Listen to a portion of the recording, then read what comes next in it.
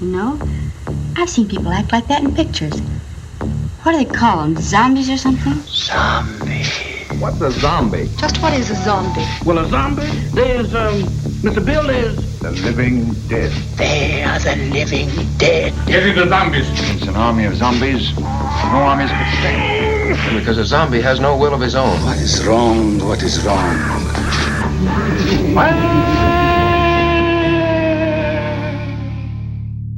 Welcome to Zombie Strains, the podcast where we watch all the zombie movies and talk about them at length, like we're going to do today. I'm John.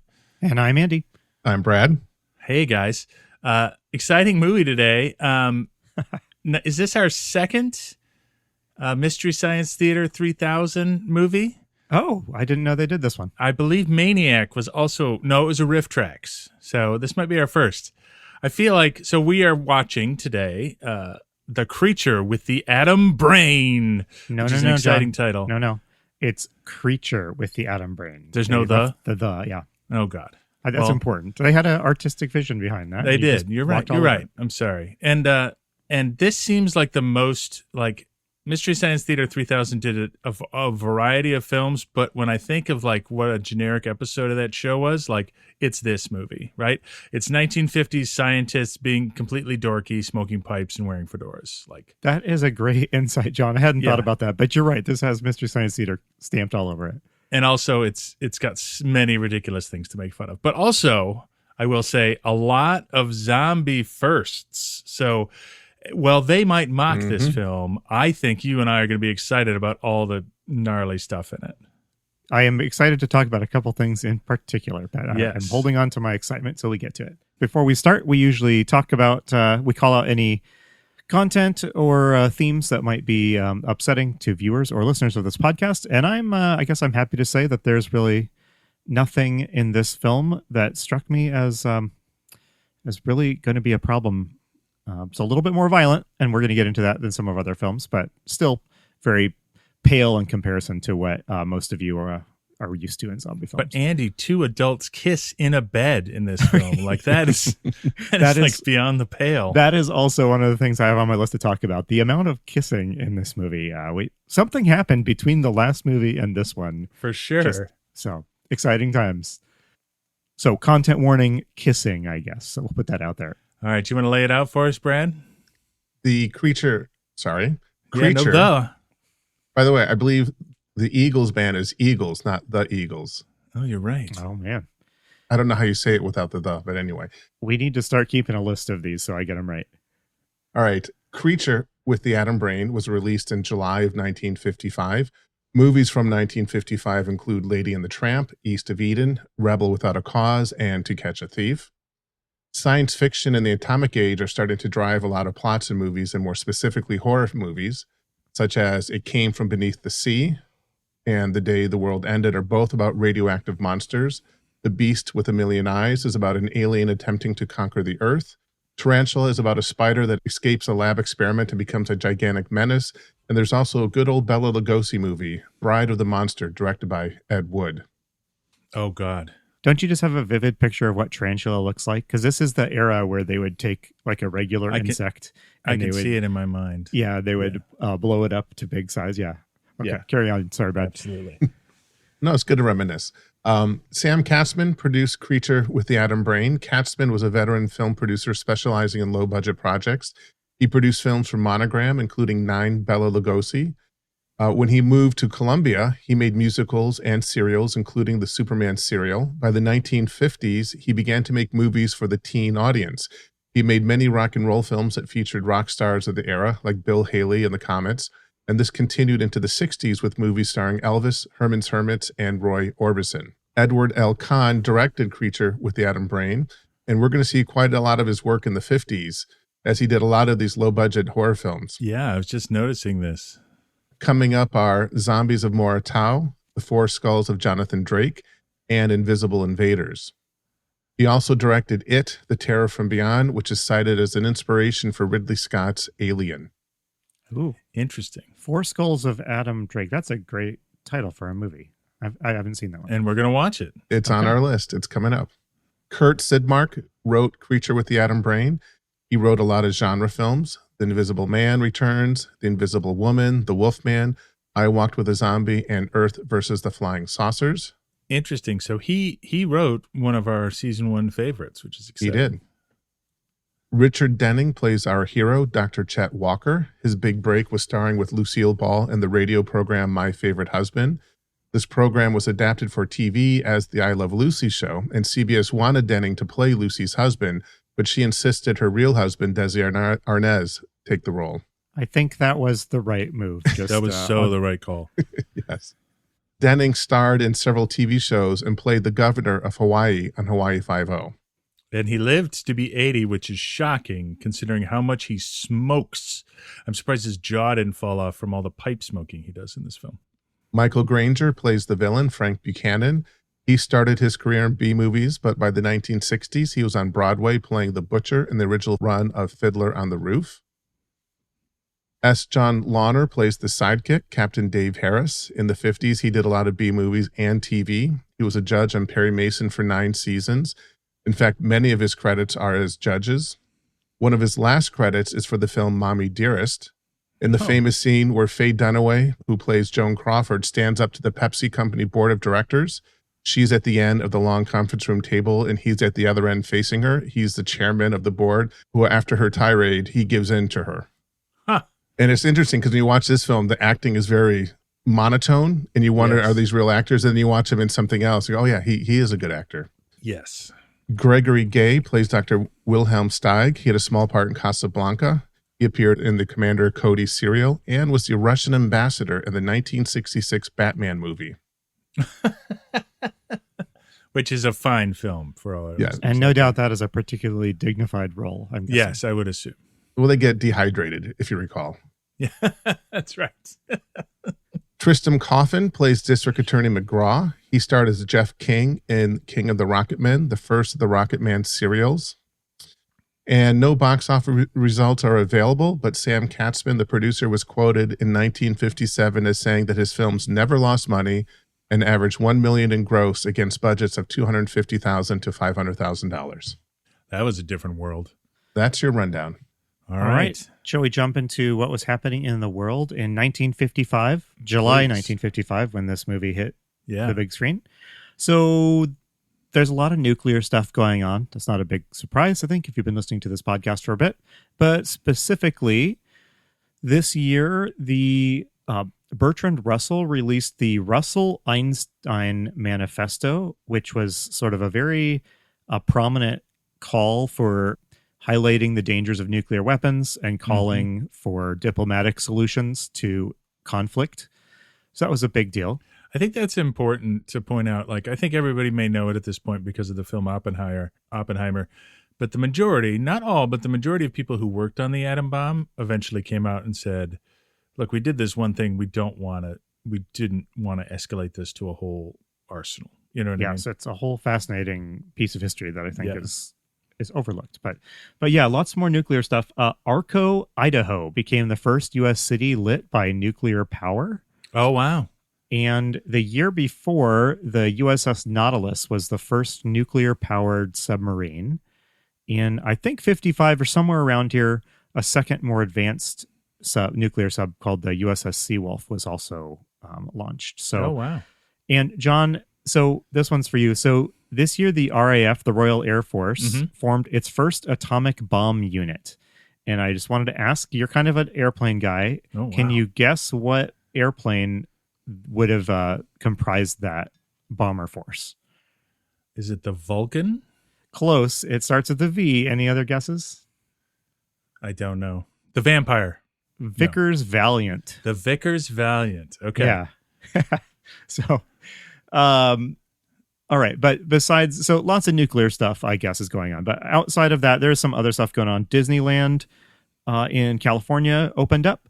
James Dean was killed in a car accident. And so he was in East of Eden, right? And Rebel Without a Cause. And so did he just die? Like he died right after that movie came out? Is that what I'm hearing? Let me check dates. You said that East of Eden was out this year. Correct. I don't know if he died before or after he died September of 55. I guess I didn't realize how quickly his career kind of Yeah, he'd done career three movies, but they were all giant. He'd done a movie called Giant, East of Eden, and Rebel Without a Cause, and everyone was like, "Well, here's your next star," and then he died very suddenly. Yeah, crazy. Yeah. So a couple more things here. So GM becomes the first U.S. company to make $1 billion in profit for a single year. That's hilarious. John, I recently read a book by David Halberstam called The 50s, and a lot of that book is about the rise of GM and GM culture in the 50s. And Interesting. It was like an empire unto itself. Like I don't think America had seen anything quite like it. What's funny about that is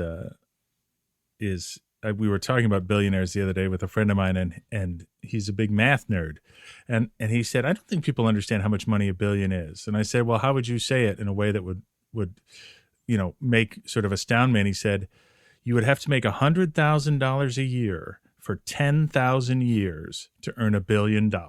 And I just paused and I said, "Okay, that blew my mind." I was.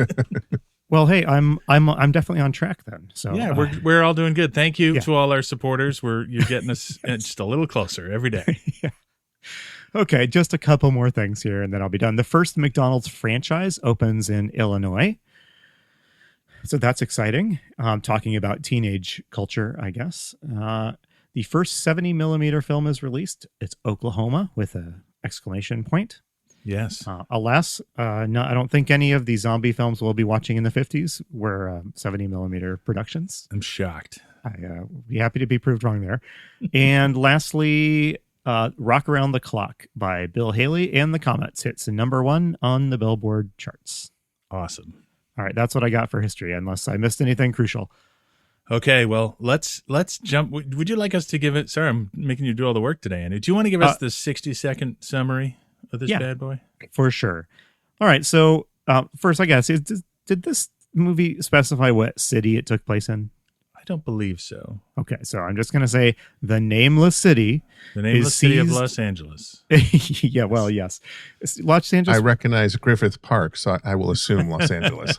But half of the policemen are sporting these like quasi-Boston accents that really confused my sense of place in this film. But okay. A nameless city is seized by dread as a series of murders unfold that, according to the forensic evidence, appear to have been committed by deceased people. Our heroes, Chet Walker and his sidekick, David, investigate, and we eventually learn along with them that these murders are being carried out by zombies under the control of a gangster named Buchanan. Buchanan was forced to flee to Europe years ago after a number of his gangster colleagues ratted him out. But he has now returned with vengeance on his mind, and with the help of a German scientist, we are seeing a lot of those in these movies of this era, he has created a method of resurrecting zombies and then sending them as sort of remote-controlled assassins to take out all of the people that did him wrong. Yes. So the action of this movie is will Chet and Dave solve the mystery of what's really going on in time to stop this reign of terror. Yes, all right, how's that? Great. That's perfect. Okay. So we could make a lot of fun of this movie, and Mystery Science Theater 3000 made a ton of fun of this movie. I didn't watch it, but we can just imagine how much fun they made of it. But I would like to celebrate how the movie starts, which is kind of ominous, and it starts in media res. So we get this backlit figure, a silhouetted figure, like huge, broad-shouldered, stumbling down the path towards us as this very intense music plays. And he's clearly doing, he's walking towards a building. And in the building, we see, you see like the dome of his head, and it looks like there's a line across his forehead with like suture marks on either side of it. And he starts walking towards this house. I thought this was a great opening and was actually interesting and drew me into the movie, right? Like, yeah. I thought so too. I'll go so far as to say this entire opening scene is pretty strong. Yeah. So we cut to what is, it looks like a mansion, but what it really is it's a gambling parlor. Apparently some crooks run a gambling operation out of here, and they I love that they have a dictaphone that they record their take in. Yes. Like, hey, mob, the mob is a business too. You should have all they have, administrative assistants and dictaphones and everything. But as we see, the money for the night comes in. A man is counting it and is going to put it in the safe. And this looming creature we saw at the beginning smashes through a window, comes in, attacks the guy. The guy pulls out a gun. He tries to shoot him, but a voice speaks. And it sounds like, and it just says, "I was Buchanan," as if that were to mean something to this person. That's when the gangster, who we later learn is named Hennessy, tries to shoot the monster with no luck, and then tell him how Hennessy eats it, because it's pretty gnarly. Yes, this is the most gnarly death so far in this podcast, in my opinion. I think so. Yeah, not counting the current movies, but yeah. Yeah, the creature picks up the gangster, and you see the silhouette, you see the shadow of him being picked up, and then there's this horrible crunching noise as the monster like snaps his spine and then drops him on the floor. It is genuinely pretty brutal. Yeah, and the monster grabs some money. But he doesn't take all the money, importantly, and then he leaves as other gangsters come in and shoot him. He then hops in a car and drives away. Well, hold on a second. You missed something else important. Yes. For zombies films, it's the first squib shot. As he's fleeing. That's right. The other you gangsters. You actually see shots explode on his suit. Yeah, no blood, but squibs for sure. You're right. I have been waiting for this because I think we've only seen one other movie that showed us bullet holes appearing in people, but they didn't have any blood or anything, and that was Revenge of the Zombies. I'm pretty Revolt sure. of the Zombies. But Revolt of the Zombies. Cambodia, sorry. there was a brief shot of a zombie absorbing a bunch of machine gun fire across the chest. Yes, but now we're into like it's felt like a jump in violence to me too. Both of those things. So this whole movie felt. We're going to talk about it, but. Like sex and violence both. This felt like they were turning the dial up a little bit. For sure. I mean, all very tame by modern standards, but it's a noticeable change from the 40s. Yeah, I'll put it absolutely. That way. So, did you notice, John? Did you notice the shaky cam effect we got? I did see that. There was a brief moment where we're looking through the eyes of the creature. Yeah. And we get like what looks like a very modern like shaky cam shot, like handheld shaky. Like I wonder what kind of camera they use, because old film cameras are not light things, and they actually. So I'll set it up. It's probably a team of like 6 people like wrangling right? a giant device. Yeah. Yeah. So we find out that 2 people are controlling this creature remotely using a microphone and issuing instructions, and. Then we switch to the creature's point of view because it has camera eyes, and we show it getting into a car. And this is part of the part that shot shaky cam. And he drives away. And then we cut to these 2 people who've been controlling him. So we find out that these 2, one of them is a gangster. His name is Buchanan. And he is the guy who wants revenge. And his first victim is Hennessy because he was wronged. And we can talk about more of that in a minute. The other is the scientist who developed this technology. So here's the conversation they had. There's actually 2 clips I want to play here. So the first one is there's a super important zombie clip about how zombies work at the beginning here. And I want to play that because I was so excited to hear it. So we'll do like two clips that are right next to each other, but I want to talk in between them. So let's hear the first one. He got hit when they shot at him. He might not be able to make it. If his brain is still receptive, he can be directed. Well, what if it isn't? What if the bullets hit one of the brain electrodes? As long as he has an ounce of liquid in his veins, he will return home. I've told you these creatures automatically try to return to their source of feeding when their energies run low. Yeah, so that's the first thing. But we did. Do you think the director was like, wait, can we take that again, but turn up the volume on the electrical zapping noise? I have a need for more electrical zapping noises, like yes. Unstoppable. Yes. And it's throughout. Every time they're in this lab, that's what it sounds like the zapping sound. I'm going to redo all our podcasts. Whenever John speaks, we hear zapping in the background. So thoughts, Andy? Like, I was so excited about this. They did mention brains in Revenge of the Zombies, but this is our first scientist saying how these things work. So this feels to me like a zombie movie first. Yes. Because while other zombie movies have danced around the idea of the brain, this is the first one to just come right out and say the only way to kill it is to hit the brain. Yes. And the reason is because they've done a lot of work on the dead people. These are dead people, it's clear. They've done a lot of work on them. They've inserted electrodes into their brains and their eyes so they can control them. We have moved completely from any sort of mystical origin for zombies solidly into science zombies here. Like, no question.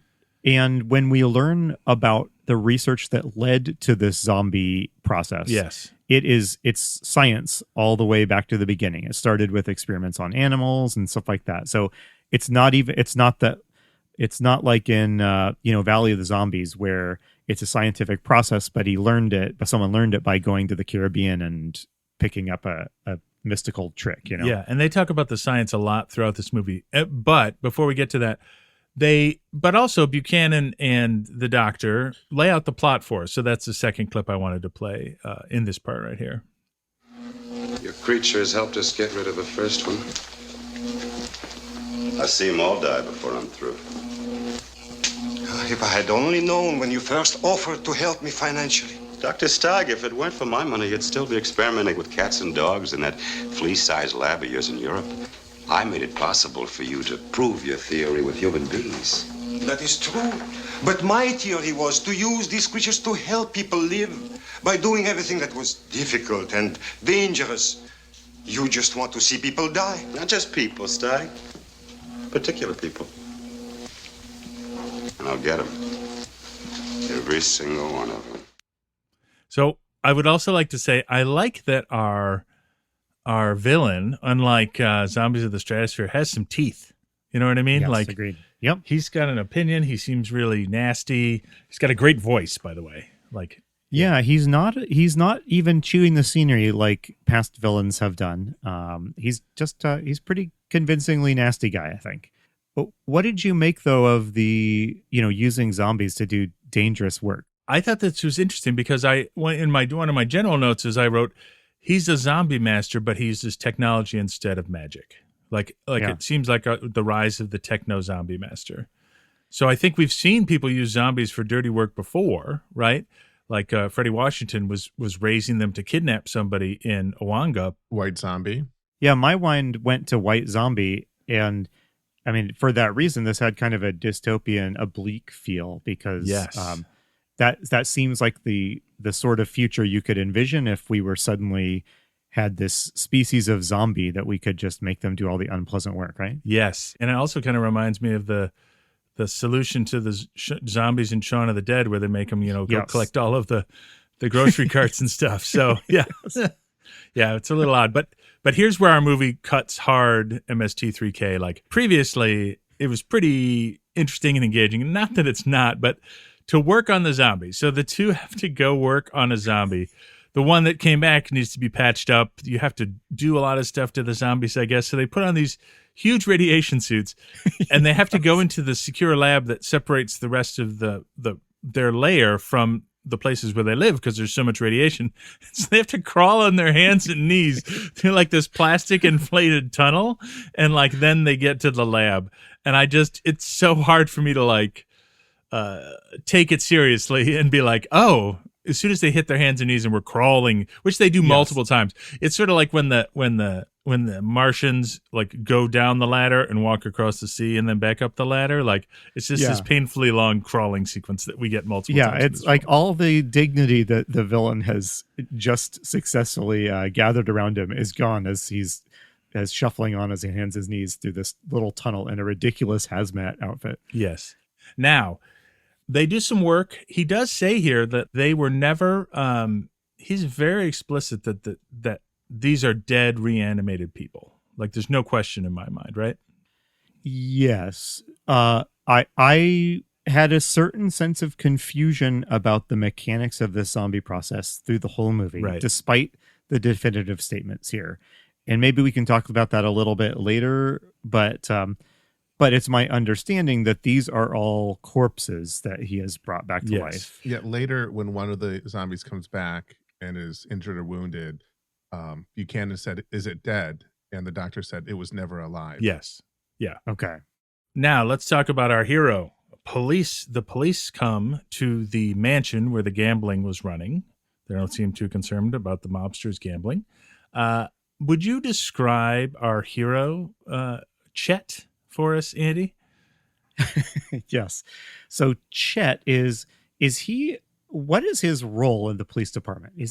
He's like the medical inspector or something? He's the head of forensics. So okay. That is interesting to me for a bunch of reasons. First, he's a scientist, right? He's not a bare knuckle brawler. He doesn't own a rocket pack.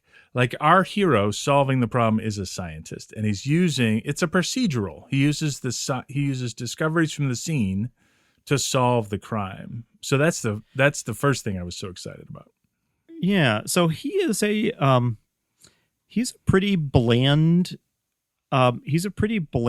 hero. I'm trying to think what his distinguishing characteristics are. Well, I think that the problem is there's nothing. Like he's like your ideal 50s guy. Yeah. So he's not he's definitely like a, young professional in sort of age and demeanor. We're going to learn he has a wife and a young daughter. But despite having a fair amount of like scenes set around in his house and like interacting with his family and stuff like that, he emerges with a very bland 1950s hero personality, I would say. Yeah, what I kind of loved about it is he's got a suit, he's got a fedora, and he's got a pipe. And he hangs out with a bunch of other people with suits, fedoras, and pipes, like all the time. Yeah, I forget what other movie we were talking about this before, but people none of the actors really show emotion throughout this. Everyone, I'm reminded of Zombies of the Stratosphere, where we commented that like everyone is just kind of delivering their lines in this sort of generic heroic urgency, I guess. Yes. And there's some stuff later in this movie that should profoundly stun and shock Chet, and he reacts to it just with the exact same like scientific enthusiasm. So not one of our great zombie heroes, at least not yet. We'll give him some time to see if he gets better as the movie goes on. But he does. This forensic scene is pretty fun. John, do you want to talk about what they find? So one thing I love about this movie is the press just hang out with the police while they're investigating a murder scene. They're just there. So like, I don't, there's a couple scenes, like I feel like the tight budget of this is another scene later where like Chet has to pace to spout his theory, but he's in this small cramped room and he's trying to like slide behind people's chairs. Like the blocking in this movie is very strange. So they're investigating the scene. The press are just hanging out. So they discover a number of things. One is that the fingerprints and footprints of whoever the killer was glow in the dark. Yeah. So I love the like handling of the evidence. Did you notice this? I mean, they aren't wearing gloves. They're not putting stuff in bags. Smoking a pipe. Like he rips a piece of carpet off that has blood on it, and then you can see him for the rest of the scene twiddling it in his hands like it's like it's one of those like those spinner things. Anyway, so that's what went into that was filed in the police evidence case. Like it's like the beginning of procedural police dramas, but nobody's written the scene where the evidence gets ruined, yet. So anyway, there's a crack. Speaking of the press, somebody comments about how the window was smashed in, and somebody else says he must have eaten all his vitamins. So there's your. Oh, I see. I noted a joke in this scene that made me laugh too, but it's a different one. Yeah. They were joking that not all of the money was stolen, and that was weird. And one of them goes like, maybe didn't want to get in a higher bracket. Oh, that's right. A higher tax bracket. Yeah. Yes. Yep. So lots of corny wisecracking 50s dad jokes. But I want to get to Chet's lab, because Chet's lab is kind of exciting. Chet gets to work and he's solving crimes, and he discovers that the blood is not human blood. It's got crystals in it. And I have noted, this is our first instance, though I'm sure it's happened in other movies, of technobabble. Yes, I noted the exact same thing. Yeah. It's like a Star Trek episode, but in the 50s in police work instead of aliens. Complete with somebody else then going like, could you say that in English, please? It was kind of amazing. So So what I thought was so he does a lot of experiments. I wrote the other note I took here is like today this would be a montage, right? He's like running the centrifuge and looking under the microscope, and being a 50s movie, he just steps through each task, whereas today it would just be like cuts and music and super exciting. This movie does not speed through these doesn't scenes. Speed through anything. I'm afraid to say. Yeah, he puts a Geiger counter to the blood, which goes off, showing that the blood has radioactivity, which I thought was interesting. Can I know, like, also, was it weird that they told the press their most unhinged possible theory? I actually have a clip happened? of that. So he's getting ready to leave. The press are just hanging out outside his office, like you do when you're the press. And they ask him what happened, and here's the response that he gives. All right, then, according to the evidence, Hennessy was murdered by a creature with atom rays of superhuman strength, and a creature that cannot be killed by bullets. Creature? You don't expect us to believe that? No. Big joke. Just for that, I'll misspell your name. I don't blame them. I don't believe it myself, and I was with you. Yeah, so there we got two people. We got the first person speaking was Chet, then some reporters, and the last person speaking was Captain Dave Harris, who is Chet's buddy. So in these movies, isn't it the job of the police to not leak like crazy alarming details to the press instead of like? But yeah, we'll get more to that because we have a radio announcer who criticizes the police in this, and they have some things to say about this as well. So in any case, he goes home. Chet goes home. He has I think a martini, right? Or is that later? I can't remember. It's later, I think. Yeah. But he goes. So we cut to the next day, and it's Dave Harris, Captain Harris, we'll call him, comes over, knocks on Chet's door, and Chet's wife answers the door and tells Harris that Chet is still sleeping. So we get introduced to all kinds of stuff here. But I think there's a big part that you want to come up here is the wife goes to get Chet out of bed, and it's kind of spicy. Yeah. Surprisingly so. Because isn't this is the era of TV, right? Where husbands and wives had separate beds and stuff, and like Lucy had to hide her pregnancy behind different props and stuff. And here we have this husband and wife just like making out and stopping only because this guy his friend is waiting for him downstairs, and Chet's like, they don't have time to take it further. Yeah.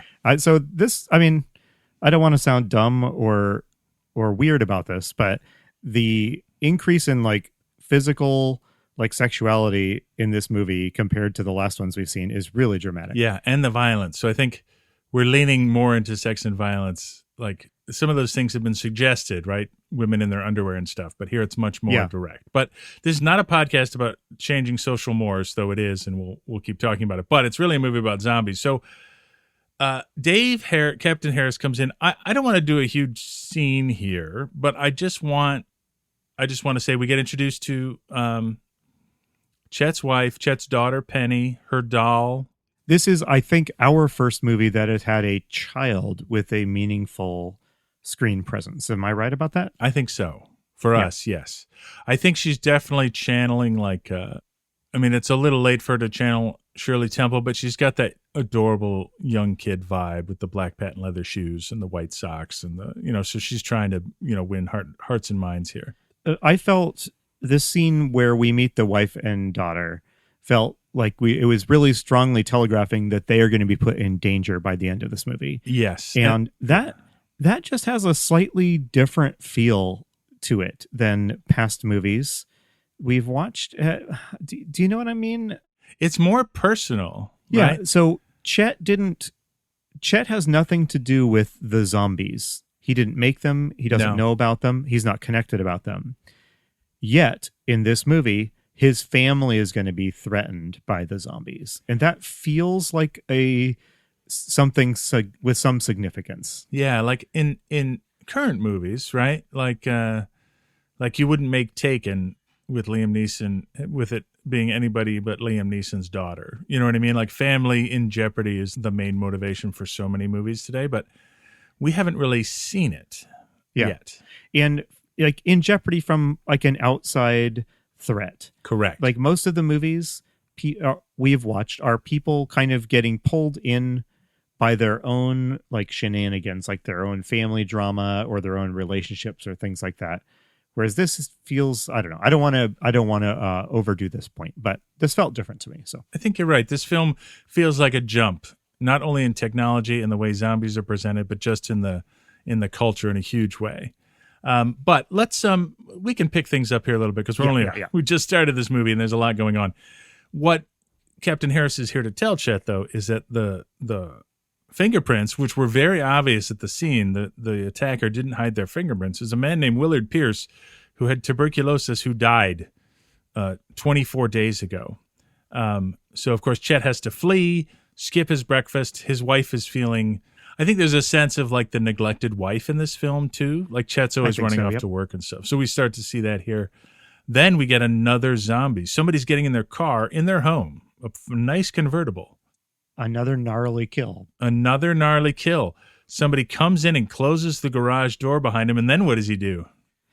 He rips the steering wheel out of the car that his victim is sitting in, and then grabs his victim around the neck and picks him up. Again, I think you see his legs dangling. Yeah. And then he snaps his neck. It's pretty brutal. And throws him in the back seat. So we cut to Captain Harris's office, and they don't know about this murder yet. But where they're listening to the dictaphone, they notice that the killer's voice sounds mechanical. They say it almost sounds like a recording of a recording. And while they're making this discovery, somebody comes in and tells them that another man has been killed, and this time it's the district attorney McGraw, who they were just going to see. And we go to the crime scene. Chet's there. He's got his Geiger counter. The press is just loitering right next to him. And I have a note here. I've missed it. I've missed something here. So what they do note is that this is a different killer. So there's more than one zombie. So Chet says, let's get a meeting with the mayor, and I want you to call in the military. And that 8 bodies were stolen from the morgue. They've discovered this as well. And 2 of these guys were those bodies. Yeah, so the implication is there's at least 6 more zombies. And the zombies that have been making these kills are not getting caught. They're fleeing back to the lab. They're walking away very slowly. Yeah, for maintenance and repair. What I love is that throughout this film, like the zombies kill people and people scream, and then they walk away very slowly, and at no point do they like manage to tail one until like the end of the movie. Well, we should take a moment and talk about how they walk. How do these zombies look? They shamble, and they sometimes have their arms sticking out, right? Yeah, I would say these have a fairly modern zombie vibe to them. They are dressed and they're clean. It's not like they're in torn up grave clothes or anything like that. No, even zombies. They're dressed nicely, but they do all have that visible scar around their head, the top of their head. Most of them, I think, are wearing hats.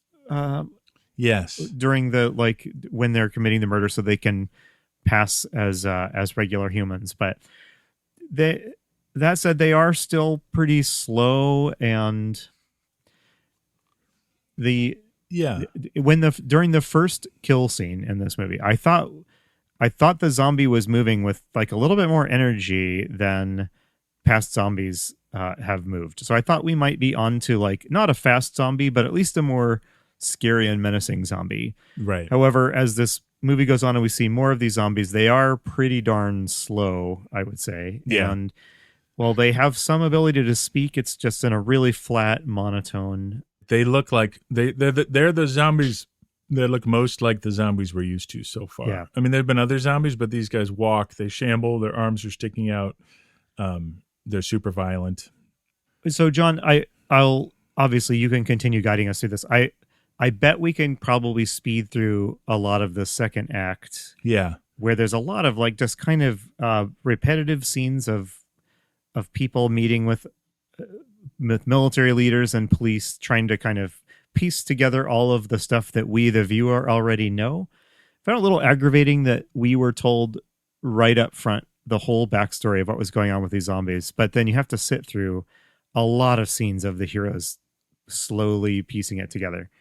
So, like in other movies, like The Ghost Breakers or Zombies on Broadway, we have a snarky radio announcer making fun of, either gangsters or, in this case, Chet Walker. Dr. Walker is of the opinion these crimes are being perpetrated by dead men. Yes, I said dead men, restored to life in some unknown manner by being charged with atom rays, which give them superhuman strength and makes them impervious to bullets. Well, if you want to believe that story, you can.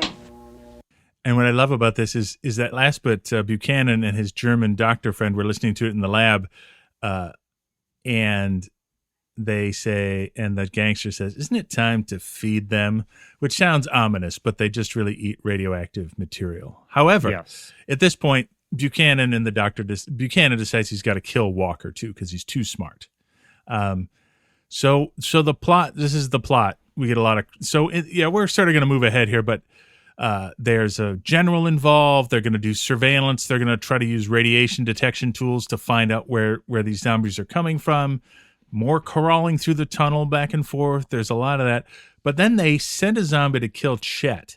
But when they realize Chet has driven to a military air base, they wisely turn around and don't kill him. But now we know that they're after Chet too, because they don't want to get caught. Chet goes home to see his wife. So I think this is supposed to be, Andy, like a scene of domestic bliss in the 50s, which features him drinking heavily, smoking, and smacking his wife on the butt. So I think we can and there's a lot of unpleasant sexist banter here. It's kind of bad. And also clearly something horrible is going on, but they don't want to tell the daughter. So they're sort of sneaking around. They hide the newspaper. So at this point, I think we've got everything in place, right? Chet has the basic idea of what he's trying to figure out. Harris is trying to help him do it. The villains, Buchanan and the German doctor, realize Chet could be a problem. But they also learn, and this is the important part, that this whole plot is by Buchanan, which we already know, as you've mentioned, Eddie. But they have now figured out that Buchanan feels like he was ratted out. He's a gangster. He had to flee to Rome. And there were 5 people who teamed up to rat him out. 2 of them are already dead, right? Hennessy the gangster, McGraw the DA, and it turns out there were 3 more. So what's happening now is they're going to put those people under protection to protect them from the zombies. But this doesn't work because the zombies look just like us, Andy. So another guy gets killed. What happens here? So I think that one of the corpses they had stolen from the morgue was a police officer. Is that right? It may be, but they certainly just took a police uniform and put it on somebody. Either that or they dressed up one of their zombies as a policeman, and they had that zombie go up and it can talk just enough to like say, "Oh, I'm here to take over for the shift guarding these people." Yes. And then the zombie gets in and kills the next person on the list, as well as a police officer who noticed something was wrong and went in to investigate. Right. So the body count is really starting to rack up here. Yeah, and so there's a lot going on here, but the rest of the movie is essentially Chet and Harris racing to save the last 2 people, which, by the way, they fail at. I just need to point out, like, they don't actually end up everybody saving on Buchanan's target list gets murdered. Yeah. Yes, except for Chet. So... spoiler. A thing that's going on while this part of the movie is playing out. This part of the movie is pretty slow. Yes. It kind of started to bog down here. But so this movie has a bigger military presence than any zombie movie we've seen to date. It's got a lot of extras and a lot of there's jets flying overhead. There's military trucks driving around with radiation scanners. Like, all this is going on.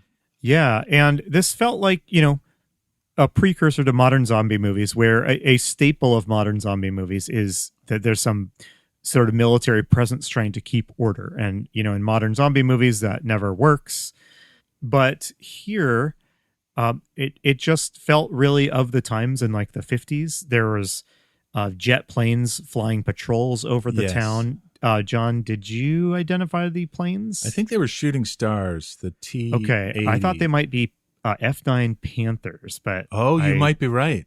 Could be. Anyway, so like you said, there's airplanes flying overhead. There's like armed troops patrolling the streets of the city. There's military trucks driving around. They've got this like radiation detector equipment set up on their trucks.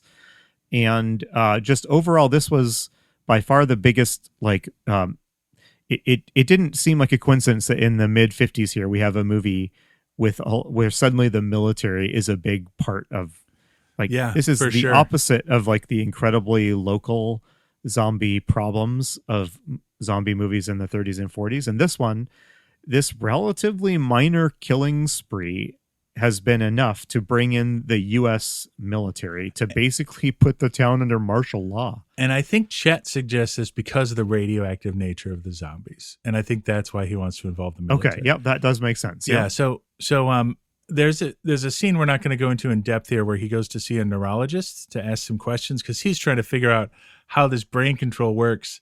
But we can't skip it completely because it has Andy's favorite thing in it.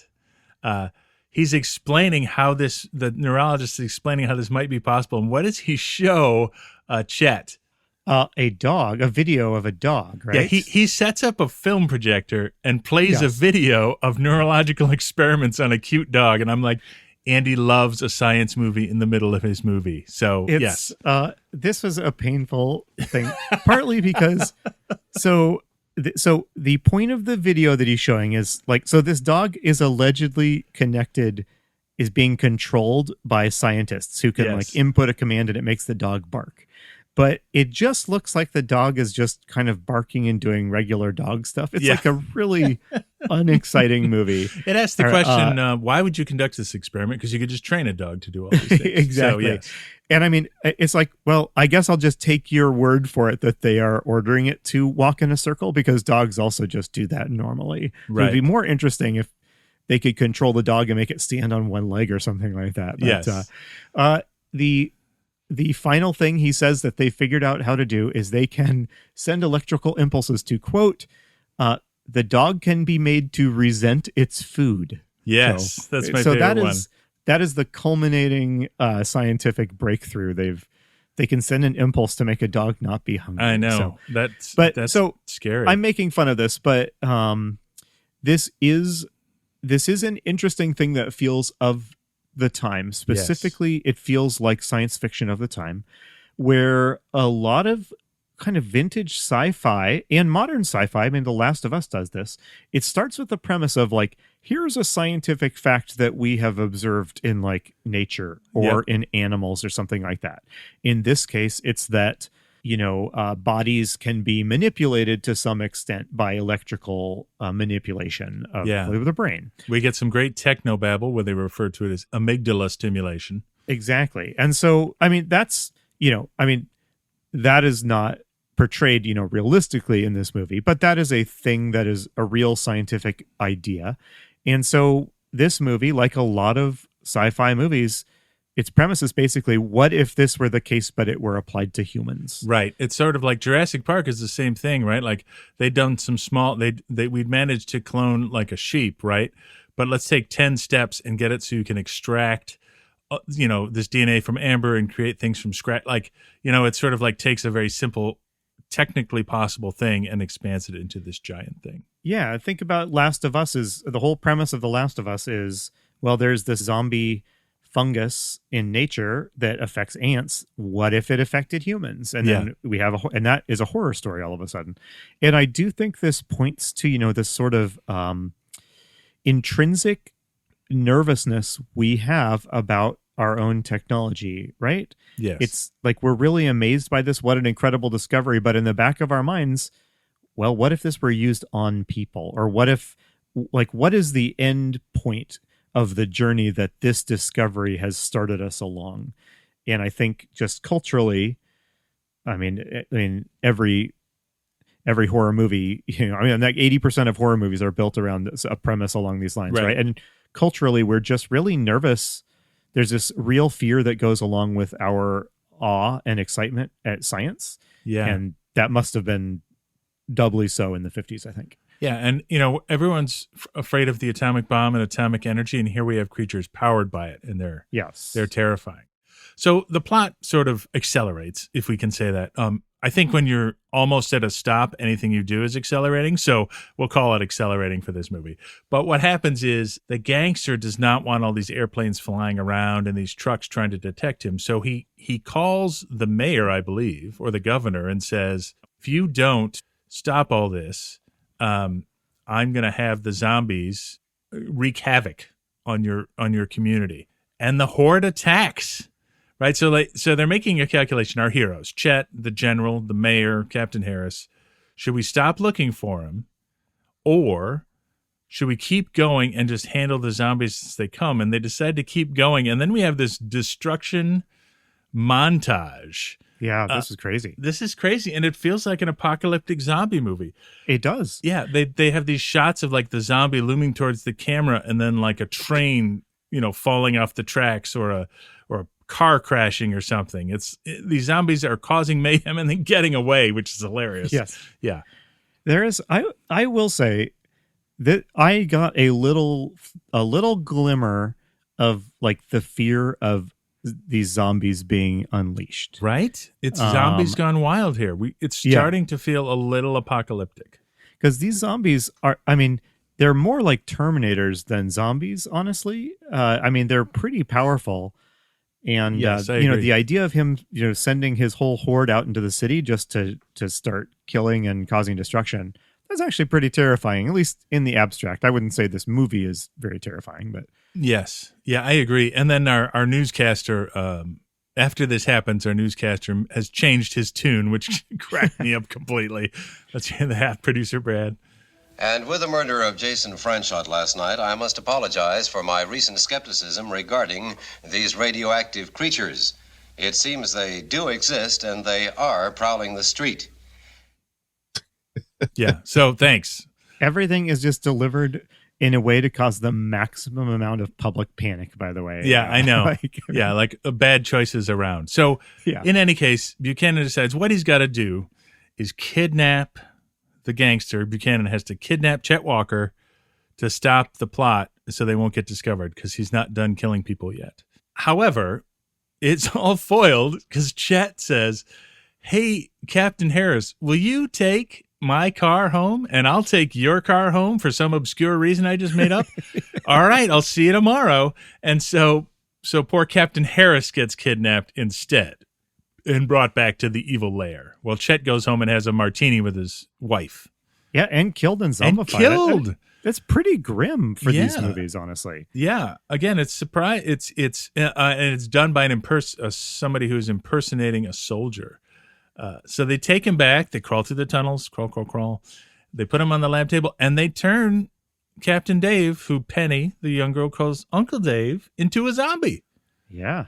And then he has to leave the lab by crawling out the tunnel as well, which is not the most terrifying introduction of a zombie.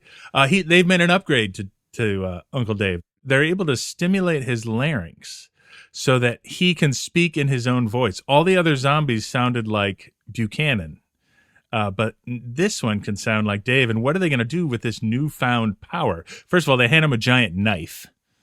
Yeah. Well, they're going to, now that they have zombie Dave under their control, they're going to send him after Chet. Yeah. So I could see this scene as being really scary. It doesn't work at all, but the idea is scary, right? What happens is Captain Dave, Uncle Dave, goes to Chet's house, and Chet's wife and daughter don't realize he's a zombie. And he ends up in their house overhearing everything they say about where Chet is. But the real scary thing is like the wife goes in the kitchen. She's cooking a birthday cake. Penny's out there with him. Like I could see this if it were a more sort of scary movie where this felt scary and you're really worried about Penny. I think that's what we're supposed to feel. Yeah, he's left in a room with Penny. So I didn't know if this movie... I didn't think this movie would have the guts to kill the wife and daughter. No, I didn't think that so. would be grim and brutal. And in fact, this movie does not have the guts, or maybe would not have been permitted to do that. There's a stand-in for the murder of Penny. Yeah. What is it? It's Penny's doll. Yes. Which the zombie rips to shreds before leaving, having learned... What's the doll's name? Where Henrietta is the doll's name, yes. And then Penny cries, and then Dave jumps back in the car because he's learned Chet's actual location. But he's learned where the final two victims on Buchanan's hit list are. Right. They're under police protection and posing because he's pretty convincingly can pass as Captain Harris. He can walk right in. Yeah. And which he does. But I'd like to point out something here, which is So he drives down the road in Chet's car, and then I realized, and I know this happens in movies and TV shows all the time, but essentially every time there's a car scene, they've just been driving up and down the same stretch of road. Yes. Yes. Like the whole time. So yes, Captain Harris, zombie Captain Harris, zombie Uncle Dave Captain Harris drives to the jail where our last two folks are. And then he goes into the jail and kills them. A cop calls on the radio to Chet Walker that Captain Dave is here for some reason. Chet comes down, and when Dave is driving away, escaping the scene of his crime, zombie Uncle Dave, Chet jumps in the car. He's like, Dave, what are you doing? What's wrong with you? He doesn't understand that Dave is a zombie until he hears the following message come over the police radio in the car. Attention all cars. Lester Banning and Tom Dunn found murdered in county jail. Police Captain David Harris suspect. Proceeding south with Dr. Chet Walker in yellow convertible. So Chet is sitting there going, hey, wait, I'm with Dave. Hey, wait, that's my car. Hey, like he figures out, this is how he figures it out, Yes. which is just hilarious to me. I just laughed and laughed. I actually like this scene that's just about to start. Yeah. You want to describe it? Yeah. So zombie Dave has Chet in the car with him. Right. And so Buchanan, who is, again, monitoring all this through their scientific equipment, realizes he can kill two birds with one stone here, I guess. And he orders zombie Dave to crash the car and kill both of them in the car. Yes. There's like a funny sequence where he's veering wildly around. Yes. It's hard to describe. Yeah, But, and Chet's like, hey, Dave, cool down. So he veers around in this insane manner, and Chet's like professional demeanor never shifts. He's like, Right. hey, slow down a little bit. I think. Yeah. And so zombie Dave does crash the car, but Chet jumps out right beforehand. And importantly, though, the control of zombie Dave has been kind of broken by this crash. So Yes. the Buchanan no longer can really control him. So John, anyway, Yeah. you take it back over. Well, I think so. So they go to the hospital with Dave, and the same neurologist examines him. Long story short, what they're going to do is set Dave loose, because very early in the movie, they said, as long as their brain works, they're going to come back to home base to get their radioactive nutrients, right? And so they realize if we just let Dave go, he'll lead us to them, which they do. He smashes out a window. He steals a police car. Can I just point out right now that that Chet and the rest of the police force is a complete failure, because everybody who was going to get murdered got murdered. Yes. So right Yep. at this point, they're just trying to solve the crime. Yes, absolutely. So that happens, and they track him in a whirlybird, a helicopter, Yes. the fakest looking helicopter scene. They shoot him in the cockpit of the helicopter, Chet and the pilot, and you see the rotor in the back, and it's spinning Yes. like half a mile an hour. Like I almost stopped to Google because I'm like, do I not understand how helicopters No, work? you Is do. there You like a understand part of how the they work. rotor that turns really slowly? So yeah, but there's this huge manhunt is following zombie Dave back to the lab. So we got a bunch of soldiers here. We got a bunch of police cars. They're all following Dave. Dave bursts into the lab. No. Chet gets into the lab first, right? Well, so before all that, so this big manhunt, they surround the lab. Yes. So Buchanan and the scientists are in there, and they realize they've been surrounded. Yep. And what happens to the scientist, John? Well, Buchanan kills him, that Yep. son of a gun. And then in comes Chet. So before that, though, Yes. Buchanan sends the zombies out, remember?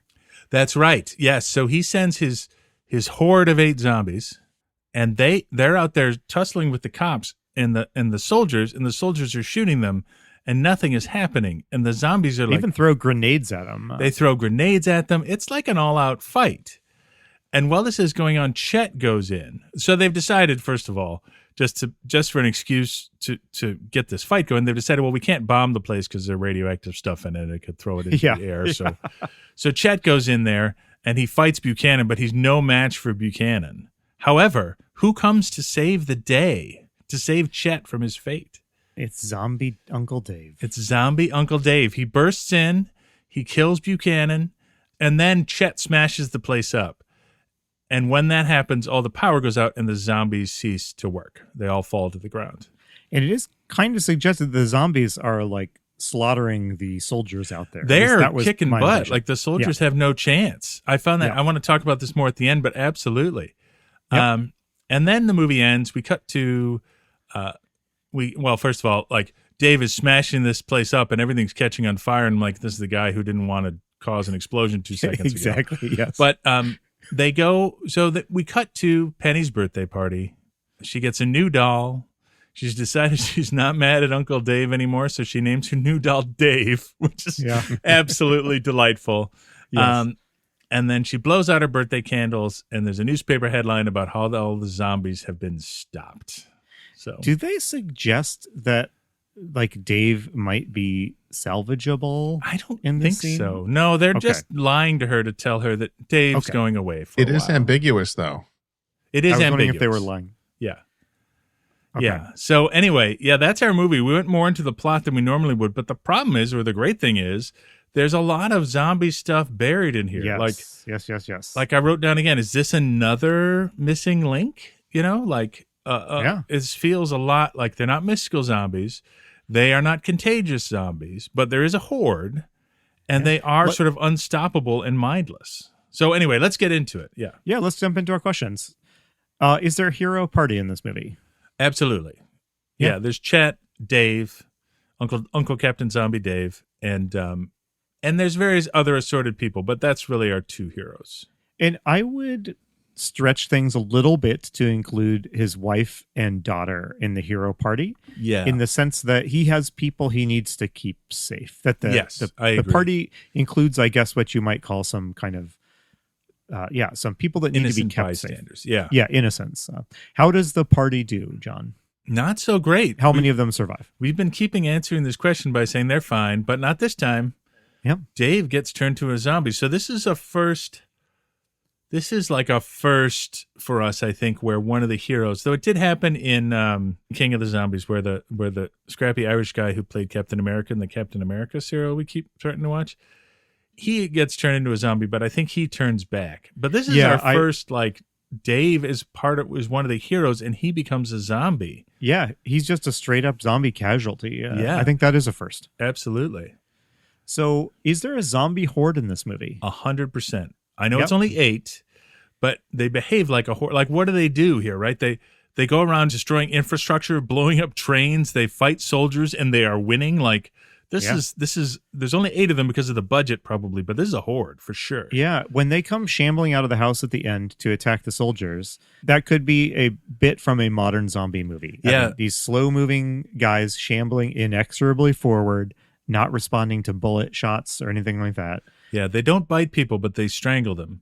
There's even a scene where a soldier unloads a Tommy gun into one of them, and like it keeps coming. You know, so that's pretty great. Yeah, there's even somebody, like during the fight, somebody on the sides like is actually shouting like the bullets have to hit the brain, basically. The soldiers don't get the message in order to, but yeah. So let's keep going. So how are zombies destroyed or killed in this movie? As long as their brain is intact, they can keep going. So it's clearly like destroy the brain or their neurons, and they fall. Yep, exactly. Is the world threatened in this movie? I'm going to say yes. Yeah, I think so too.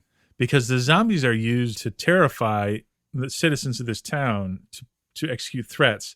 It's not apocalyptical yet, but I think this community is threatened by these zombies massively. Yeah. What is the kill count here? It's much higher, right? Like people getting killed, zombies getting killed. There's way more of this than anything we've seen. Don't you think so? Yep, I totally agree. Yeah. What kind of, so, I mean, this is all leading to this question, John. What is the type of zombie strain we're dealing with here? These are scientifically created zombies, right? Like you could, like in this movie, it takes an operation to get them to go. But like in 28 Days Later, right? It's a chemical that's invented to induce rage in monkeys that gets free. That's a scientific invention as well. So I'm loosely throwing these together. You know what I mean? Like science Yep. zombies are now a thing, and mysticism is gone. Yeah. Would it be atomic mad science? Atomic mad science. Yes, I think that's a distinction we're going to see in the 50s. A lot of atomics kind of things.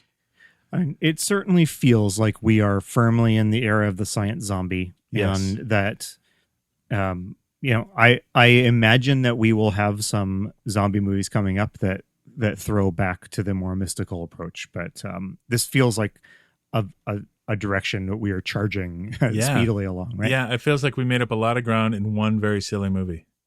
Yeah. So what are the zombie firsts that we identified? We called out a good number of them in this movie.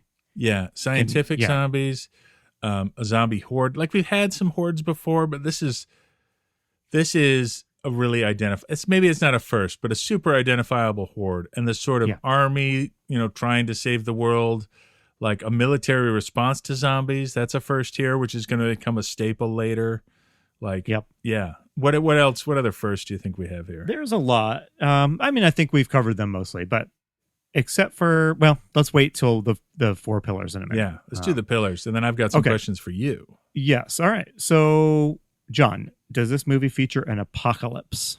I'm going to argue yes, because it does have repeated scenes of planes crashing, like the zombies are creating an apocalypse. The world does not end, but it's not from lack of trying on the zombies' part. Yeah.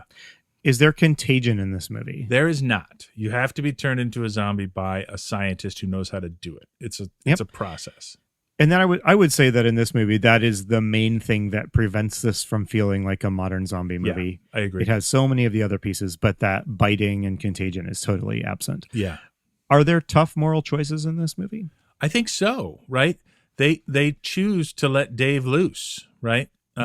And they also make a choice. This is not the kind of thing I was talking about, but they choose to we got to keep scanning for the zombies. And if he looses them, that's a tough moral choice. And a lot of people die because of it, Yeah, I think you're onto something there. There is a certain moral choice involved in their decision of how to react. They react in a really over-the-top way that kind of escalates the situation. And it leads their over-the-top response to the zombies leads to an escalation of the zombie menace. Yeah. Right? Yeah. And you can see a movie, 60 years in the future where the F-18s are called in to try to keep them from getting out of Philadelphia or whatever. Yes. It's not that severe, but it feels like the same kind of choice.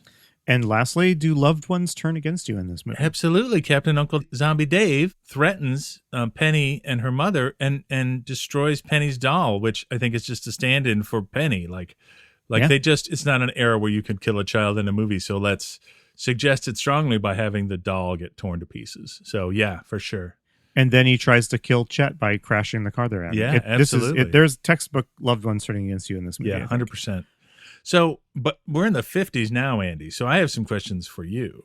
So one of the things we predicted was paranoia as major themes in this movie. Does this movie really have a lot of those? A lot of that? There's some elements of it, I think. Yes. I mean, the simple fact that, I think this movie has some weak elements of the paranoia feel. So, I mean, there is this threat that someone could be zombified and you wouldn't realize it. And there are a couple instances of a soldier and a policeman who are actually zombies getting access to something that they shouldn't have access to. So there's a little bit of that. The enemy could infiltrate your ranks, I think you might say. I would add that the atomic part too, while the people in the film aren't afraid of atomic power and energy, I think the film is trying to create a paranoia about what can happen in the real world. I think you're 100% yes, right. I think that's a good for sure. point. They're feeding on that paranoia for sure. Yep. How is this hero different? How are our heroes evolving here in the 50s? Well, this hero is pretty dull and bland, but I just have to say again, I think the increased sexuality present in this movie, just present mostly in the form of just a lot of kissing, is, I think it's a sign of the times and a direction that the genre is going to keep moving along. Do you remember what Chet says when his wife says, Chet pulls his wife into the bed, starts kissing her, and she goes, "Honey, Dave will hear us." You know what Chet says next? He says something like, "Well, let's show him what he's missing out on," or something like that. But doesn't it also say he's an adult?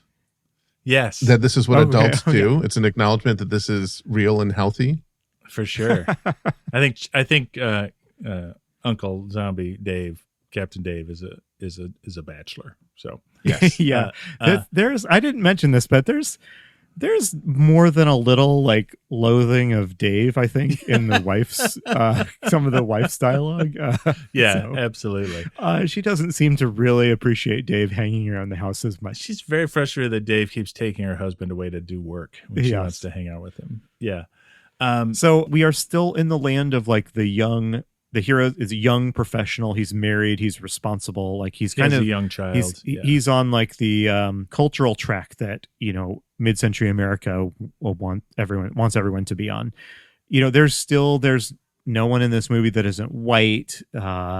Everyone seems to sort of be from the same kind of generic middle-class background. So there's no movement in those categories. Well, what's interesting is I think we rightly were like cringing at the sort of black comedy relief valet throughout the 30s and 40s. But now we have no people of color at all. Zero. Like there's nobody with any accent other than German in this movie. Yeah. Right. So I thought about that too. It's the it's not that I want the racist portrayals of black people to come back, but this is not the right way to avoid like having racist tropes in your film. It feels going farther away from any kind of diversity. It's saying let's just eliminate it altogether. I mean, I'm sure it's going to be a while before this stops being an issue, but it hurts for me. The believability, it hurts my ability to be immersed in this when you see a city and it's just all identical looking white people with like fedoras and pipes. It seems like just a strange, like these were not real cities that the viewers of this movie lived in real cities that did not look like this. And exactly. It's just kind of weird that this is the sort of city we see in. Yeah. It's sort of like the fake grass in the Brady Bunch, right? Like it doesn't really feel like a real house. Yeah. So here's a big one. You've already answered this multiple times, but did science and sci-fi take a central role in this movie? Yes, absolutely. We don't need to rehash everything, but this movie is all about science. Very intriguing, maybe even medically exciting science. Yeah. But then followed to a very alarming extreme. And the last one I'll ask you is this genre, is it starting to leave sort of the very local small story and move on to a broader American or world stage? I think so. It's the calling in the military that really does it, I think. Yeah. That suggests, I mean, I don't know if this is like the National Guard or I don't know if this is the state governor calling this in or the president of the US, but it feels like a national scale response to the zombie menace. In that, to me, it's a definite escalation of the zombie threat, I think, from all past movies we watched except for J'accuse. All right, John. Well, let's wrap up with our traditional closing questions. Would you and I survive in this zombie world? This is the first one where I'm like, maybe not. Like, not only is there zombies, but there's a sinister plot to use the zombies to kill people more than any other movie. I think we could stumble onto a train wreck. First of all, the train wreck in this movie is such a model train. It's hilarious, but something could happen I agree that the zombies in this movie are not terrifying yet, but they're more scary both in the micro and the macro. Like on the kind of micro scale, they are more scary than past zombies. Like that first zombie that busts through the window and then snaps the spine of that gangster. It's the indestructibility.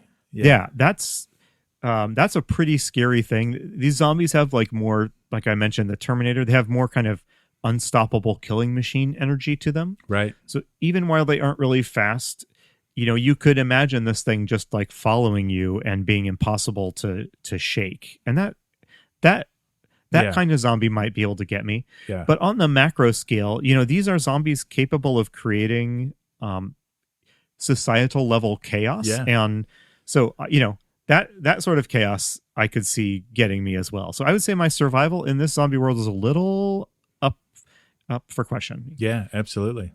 So John, lastly, is this a zombie movie or is this a movie with zombies? I think it's a zombie movie. Solidly. I think so too. Yep. And we were talking in the J'accuse episode about, hey, did George Romero see J'accuse and see the zombie horde? Seeing this movie, like, he doesn't have to have done that. He could have just seen this movie. This is a movie that could have inspired him. You know what I mean? Yep. In the same way we were talking about in Zombies of the Stratosphere, like the impression it made on a young George Lucas and Steven Spielberg couldn't be more obvious. Like, I don't know this, but I could see a world in which young George Romero is sitting in a movie theater, sees this movie, and then 20 years later is like, I have an idea, or 13 years later. It's not even that far, so. Yep.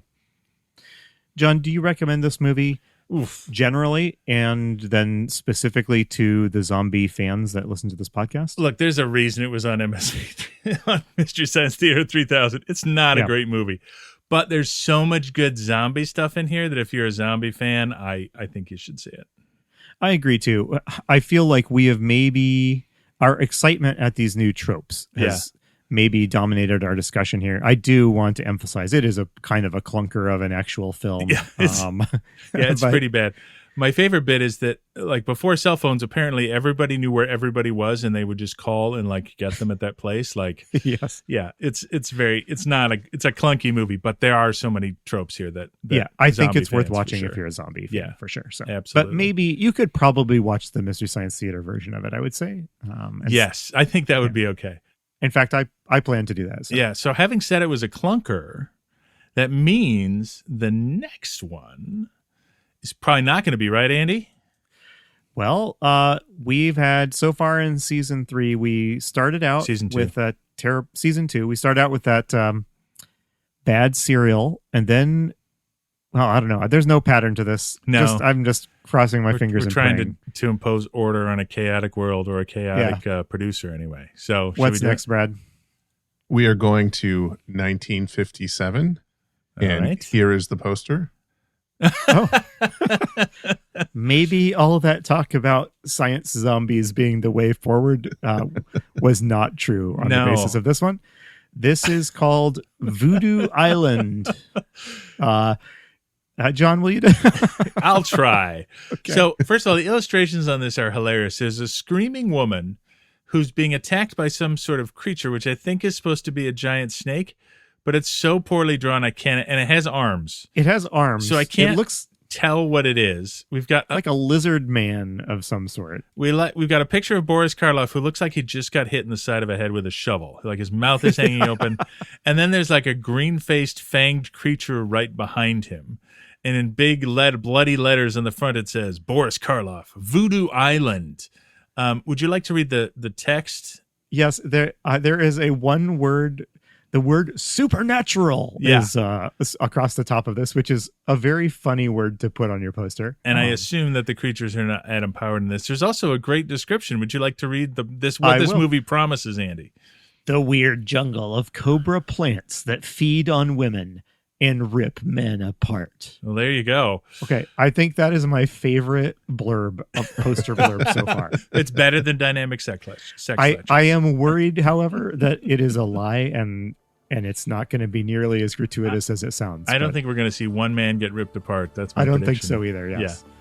So, all right. Well, Voodoo Island starring Boris Karloff, 1957. We're on it. Yep. Thanks, everybody, and we'll see you next episode. You've been listening to Zombie Strains.